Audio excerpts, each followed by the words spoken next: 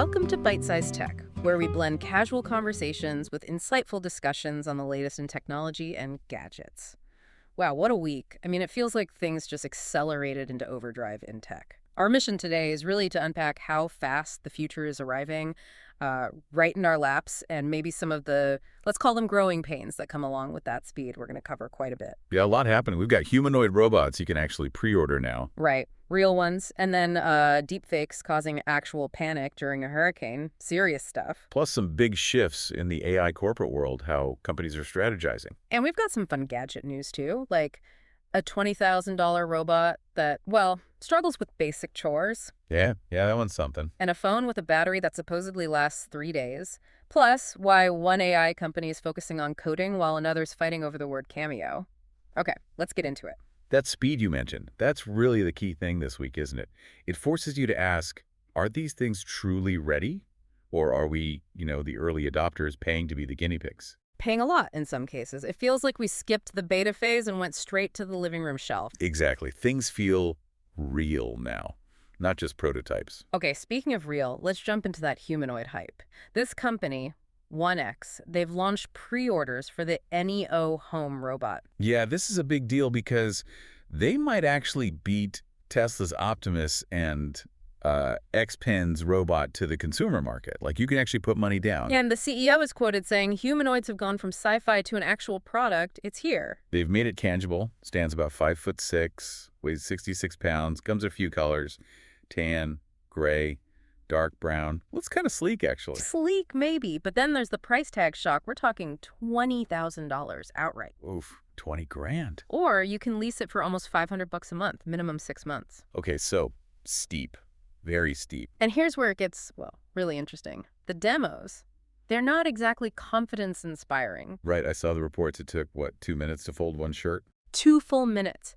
And apparently it had trouble just closing a dishwasher door without, wobbling and almost falling over. So the dexterity, the basic motor skills, they're not quite there yet, it seems. Plus, the battery only lasts 4 hours. So $20,000 for a robot that folds one shirt very slowly, struggles with appliances, and needs a nap after 4 hours. It does make you wonder, doesn't it? Why launch now if it's, like that? What's the strategy here? Is it just about being first? I think the insight isn't that it fails sometimes. The insight is that you, the buyer, are essentially paying that 20 grand to join their R&D team. It's a very, very expensive alpha test. You're funding the development by buying the unfinished product. Pretty much. And this brings up a really important point about privacy, too. There's a feature, get this, where a human pilot, an actual 1X employee, can remotely operate the robot. Wait, what? A human can take control? Yeah. They say only with authorization, and there are light rings around the robot's ears to show when a human is piloting. But still. Still, that's a bit unsettling. How comfortable are you listening right now with the idea of a remote worker potentially seeing and hearing everything inside your private home through the robot's sensors? Even with privacy promises, that's a huge leap of faith, isn't it? Definitely complicates the smart home helper idea. Okay, speaking of home tech, let's shift to Google. They're pushing their AI Gemini really deep into the home now. Right. With the early access rollout of Gemini for Home, it's set to replace the old Google Assistant on Nest devices. So it's supposed to be smarter, more conversational? Yeah, that's the pitch. It can handle more complex, sort of multi-step requests. Right. It understands context better. But, and here's the but. I knew there'd be one. The really advanced stuff. Specifically something called Gemini Live, which uses visual context that requires a paid subscription. Google Home Premium. So the best features are paywalled. And it only works on certain Nest devices, like the Mini, Nest Audio, the Hub Max, the second-gen Hub. So yeah, advanced AI at home still means reaching for your wallet. Okay, that focus on subscriptions and, well, making money brings us neatly to the big AI companies and their strategies. There's a really interesting contrast playing out. Oh, absolutely. You've got OpenAI and Anthropic, and they're taking fundamentally different paths. It's fascinating. OpenAI is the one everyone knows, right? ChatGPT, Wiley for images, now the Sora video stuff coming. Exactly. They're very consumer-focused, chasing viral hits, relying heavily on public interest subscriptions. They boast, 800 million weekly users, projecting $13 billion in annual revenue. Massive numbers. They need constant buzz, new features to keep people hooked. Right. Now contrast that with Anthropic. They make the Claude AI model, Have you heard much about them publicly? Not nearly as much as OpenAI, no. They seem much quieter. Exactly. That's intentional. They're leaning almost entirely into the corporate world. About 80% of their revenue comes from enterprise partners, big names like Google and Amazon. So they're not chasing the average user. What are they focusing on? Their sweet spot is what we call enterprise logic. Think complex coding assistants, analyzing huge amounts of company data securely, handling intricate business workflows. Stuff that businesses need, not necessarily what goes viral on social media. Precisely. And they're good at it. One report suggested Anthropic has something like a 42% market share for AI coding tasks, compared to OpenAI's 21%. They're quietly dominating that niche. 42%, that's huge. It is. And their projected annual run rate is around $7 billion. So the takeaway here is Anthropic's corporate focus might actually provide a more stable, consistent funding stream compared to OpenAI constantly needing the next big consumer hit. Interesting. Building a solid foundation behind the scenes. While OpenAI grabs the headlines. Okay, but that corporate focus, it also connects to job cuts, doesn't it? We saw Amazon announce they're cutting 14,000 corporate jobs. Yeah, and they were pretty explicit about it. They said it's to become more nimble and that AI is the transformative tech enabling them to innovate much faster. Innovate faster by cutting staff. That sounds familiar. It follows the pattern. Microsoft, Google. They also cut thousands recently while pouring money into AI automation for 2025. It really raises a critical question. Which is? Are we actually creating enough solid long-term jobs on the AI development side, the chips, the infrastructure, the power to replace the corporate and operational roles being eliminated by AI automation? Or is technology just reducing headcount, period? That's the multi-billion-dollar question, isn't it? Is it displacement or transformation? And the timing for Amazon's announcement was, let's say, awkward.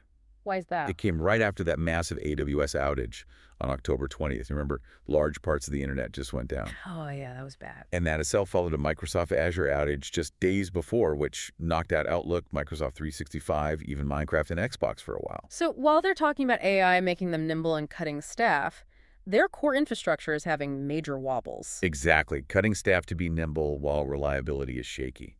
It's not a great look. It raises serious concerns. Yeah, reliability, or maybe the lack of it. That leads us right into the next big theme.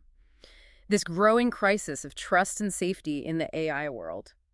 If the basic infrastructure isn't always reliable, how can we trust the information generated by the AI? This is where things get really serious. The theoretical dangers of AI misinformation become very real very fast. We saw a terrifying example during Hurricane Melissa, right? A Category 5 storm heading towards Jamaica. Yeah. Almost instantly, social media was flooded with these incredibly realistic-looking videos showing, like, catastrophic floods, buildings collapsing, damage that simply hadn't happened yet or was completely fabricated. Generated by AI. Often, yes. Yeah. Spliced footage combined with clips likely made using text-to-video tools like OpenAI's Sora. They look convincing, especially in a panic situation. That's incredibly dangerous. Spreading panic and false information during a natural disaster. It's weaponized misinformation, supercharged by AI speed. So a crucial tip for you, the listener, if you see a really dramatic, maybe slightly too perfect disaster video, look very closely for the tiny Sora watermark, if it's present. And always, always double check with official sources, right? Like the National Hurricane Center, or in this case, the Meteorological Service of Jamaica. Don't trust random videos. Absolutely critical. Verify before you share. And speaking of Sora causing trouble, it's not just hurricane fakes, it's now in court. Right. The company Cameo, the service where you pay celebrities for personalized videos. Yeah, I know Cameo. They're suing OpenAI. Why? Because Sora 2, the next version of the video generator, apparently has a feature called Cameo. Oh, I can see why they wouldn't like that.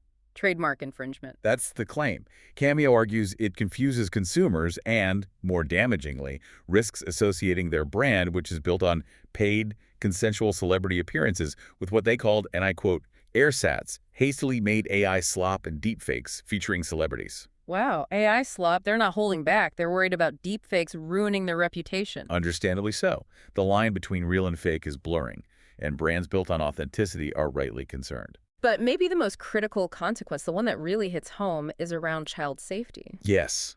This is profoundly serious. The platform Character.AI. That's the one with the AI chatbots you can talk to, right? Exactly.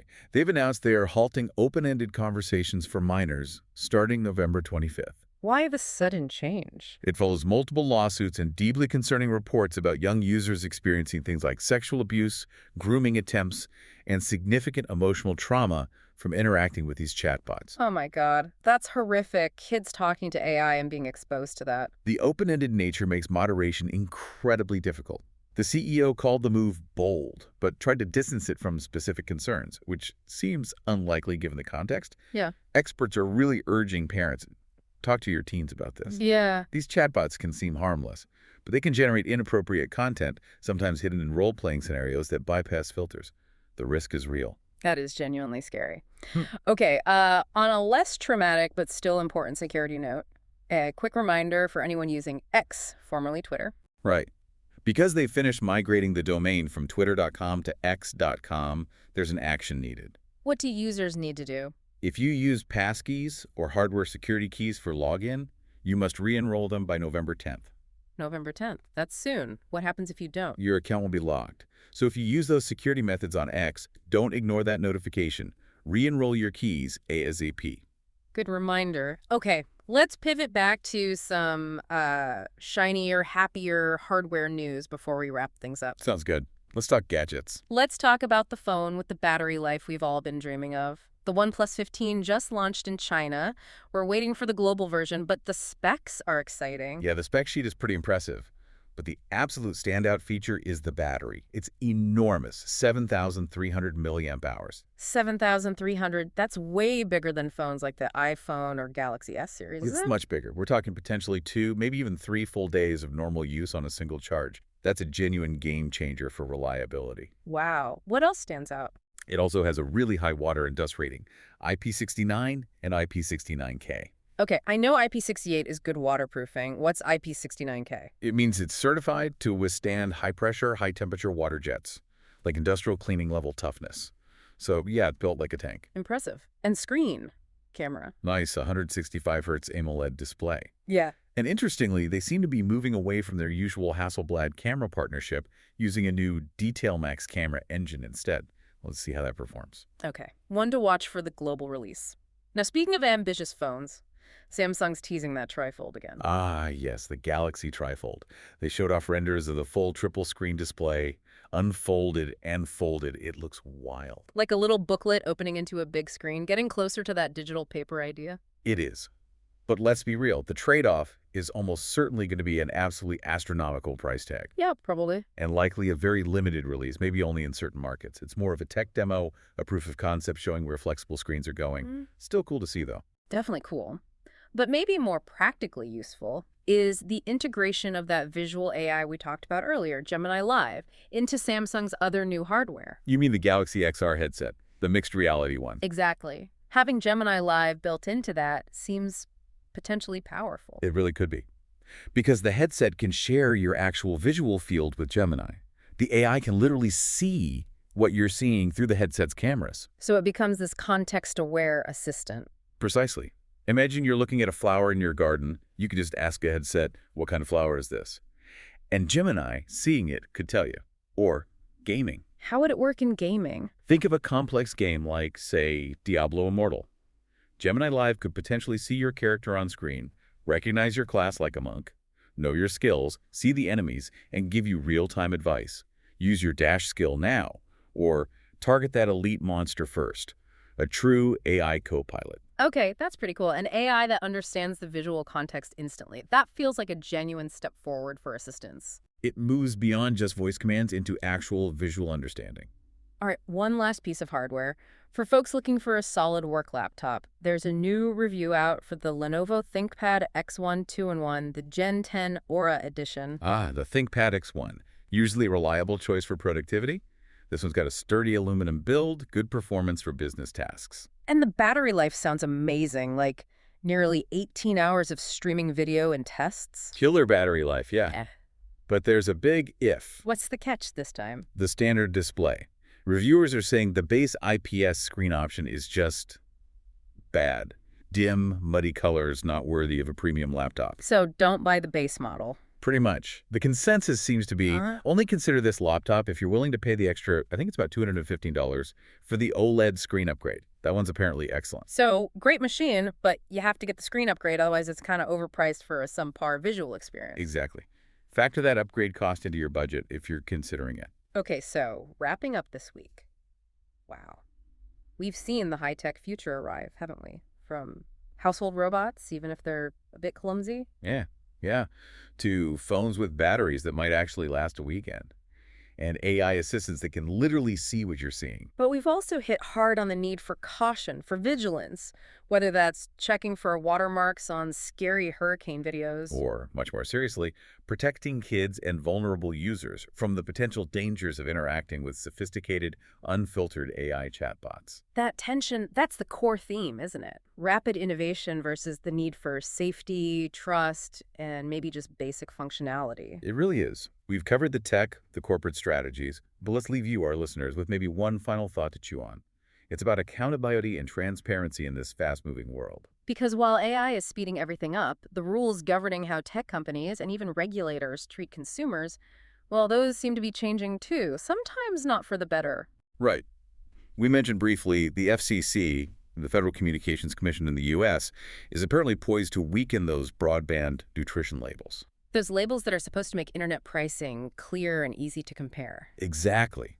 Making pricing potentially less transparent, harder for you to shop around effectively. Yeah. And at the very same time, What else? that same agency, the FCC, is voting to significantly increase the rates for phone calls from prisons by up to 83% in some cases. 83%. That's huge. It's estimated to cost families, often those who can least afford it, an extra $215 million a year just to stay in touch with incarcerated loved ones. Wow. So less transparency for broadband shoppers, much higher costs for prison calls, while AI is supposedly making everything more efficient elsewhere. So the final provocative thought for you is this. As AI accelerates everything, technology, innovation, yes, but also corporate efficiency drives like layoffs. How much transparency, how much accountability, and frankly, how much basic consumer and human protection are you willing to trade away for the promise of faster, shinier, maybe nimbler tech? Something to think about. Definitely something to think about. Thanks for tuning in to Byte-Sized Tech. If you enjoyed this episode, like, comment, share, and subscribe for more fun tech discussion.